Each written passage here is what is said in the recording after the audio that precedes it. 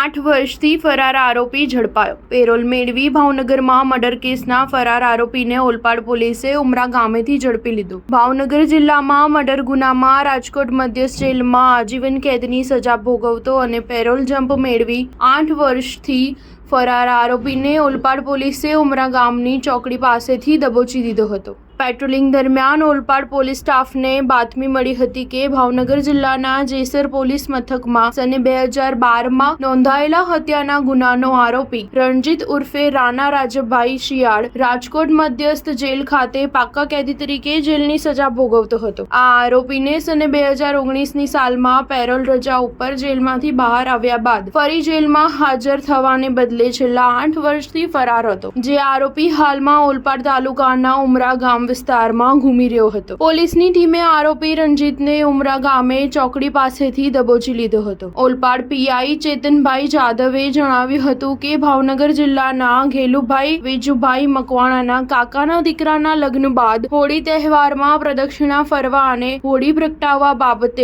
બોલાચાલી થતા ઝઘડો થયો હતો। આ બબાલમાં આરોપી રણજીતે ઘેલુભાઈના કાકાના દીકરાને આડેધડ ચપ્પુના ઘા મારી હત્યા કરી હતી। હાલ પોલીસે આ આરોપીને દબોચી આગળની કાયદાકીય કાર્યવાહી હાથ ધરી હતી। સ્ટાર ન્યૂઝ 7 હંમેશા સચ્ચાઈની સાથે।